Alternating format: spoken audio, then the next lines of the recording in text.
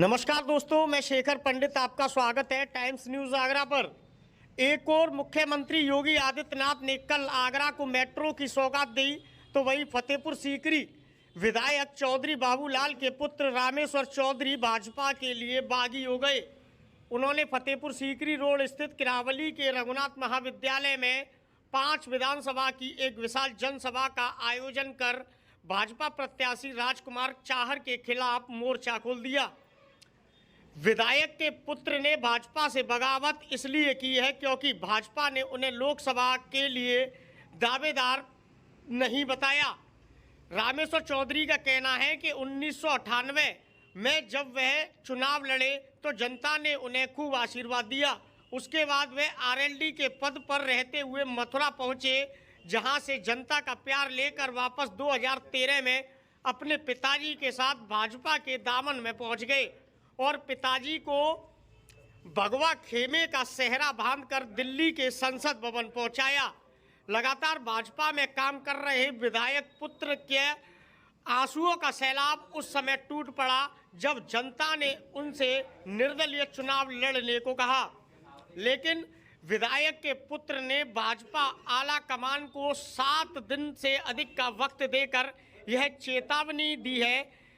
Doctor Rameshwar Chaudhary ने कहा है कि भाजपा आला कमान से उनकी गुजारिश है कि वह एक नया सर्वे करवा कर भाजपा के प्रत्याशी को फतेहपुर सीकरी सीट से हटाने का काम करें, क्योंकि जो प्रत्याशी भाजपा आला कमान ने इस समय भेजा है वह प्रत्याशी जनता के बीच में विरोध के लायक है, ना कि विश्वास के लायक। विधायक के पुत्र ने यह जनसभा तब बुलाई है जब आज ठीक 1 बजे कोठी मीना बाजार से भाजपा के राष्ट्रीय अध्यक्ष जेपी नड्डा अनुसूचित मोर्चा के वर्ग को संबोधित करेंगे।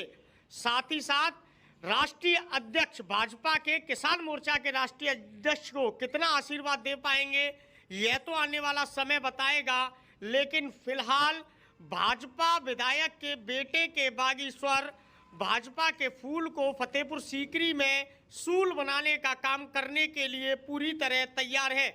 डॉक्टर रामेश्वर चौधरी का कहना यह भी है कि अगर भाजपा आला कमान ने 7 दिन के अंदर कोई फैसला नहीं लिया तो वह एक और बड़ी महापंचायत का ऐलान करेंगे और महापंचायत में जो भी जनता निर्देशित करेगी उस तथ्य के आधार पर वह जनता के बीच अपना आशीर्वाद लेने जाएंगे। तो कहीं ना कहीं अंदेशा यह भी लगाया जा रहा है कि भाजपा से बागी हुए विधायक के पुत्र इस बार निर्दलीय के रूप में जनता के बीच पहुंचकर भाजपा के लोकसभा फतेहपुर सीकरी प्रत्याशी को पूरी तरह हराने का काम कर सकते हैं। किरावली स्थित रघुनाथ महाविद्यालय में बुलाई गई इस जनसभा में लगभग 2 से 3 हजार जनसमूह पहुंचा और सभी ने एक सुर होकर रामेश्वर तुम संघर्ष करो, हम तुम्हारे साथ हैं के नारे लगाए। साथ ही साथ रामेश्वर चौधरी को ऊर्जावान करते हुए जनता ने एक सुर में यह भी कहा कि अगर रामेश्वर चौधरी निर्दलीय भी हमारे बीच में आते हैं तो हम उन्हें अपना पूरा समर्थन व आशीर्वाद देंगे। बागी हुआ भाजपा विधायक का बेटा भाजपा के लिए कितना कठोर काम करेगा या भाजपा को जिताने में पूरी तरह वह मदद करेंगे, यह आने वाला समय बताएगा। आगरा से शेखर पंडित की रिपोर्ट। आज आपने महापंचायत बुलाई है रामेश्वर जी, क्यों बुलाई है, क्या आपका कहना है, आपका संदेश देना चाहिए? देखिए भाई साहब, मैंने लोकसभा की दावेदारी की थी और 2013 से लेके और 2024 तक मैं अनिवार्य रूप से जनता के दरवाजे दस्तक देने का काम कर रहा हूँ। सुख में, दुख में, ब्याह में, शादी में, चोचक में, उस सब में मेरी उपस्थिति लगभग 99.9% रहती है। और इसी परिप्रेक्ष्य में मैंने लोकसभा के लिए आवेदन किया था और केंद्रीय नेतृत्व से मैंने अपने टिकट के लिए आवेदन किया, क्योंकि मैं 2 लोकसभा के चुनाव भी लड़ चुका हूँ। 1998 में मैं आगरा लोकसभा से चुनाव लड़ा था, जिसमें द्वितीय स्थान मिला मुझे। लगभग 2 लाख वोट निर्दलीय रूप से मुझे मिले। और उसके बाद मैं मथुरा लड़ा, जहाँ 2-2 लाख वोट पे प्रत्याशी हार जीत हो जाती है, वहाँ मुझे इतने भारी भरकम जनता ने प्यार दिया। इसी परिप्रेक्ष्य में मैंने लोगों को यहाँ आमंत्रित किया था। 5 विधानसभाओं के लगभग 100 लोगों को मैंने आमंत्रित किया था, कार्यकर्ताओं को, जिससे उनकी राय जानी जाए और आगे हमें क्या कदम उठाना है कि नहीं उठाना है। जो भी निर्णय हो कार्यकर्ताओं का, उसके लिए मैंने बुलाया था, लेकिन संख्या हजारों में पहुंच गई। संख्या बुलाई थी सैकड़ों में, हजारों में पहुंच गई।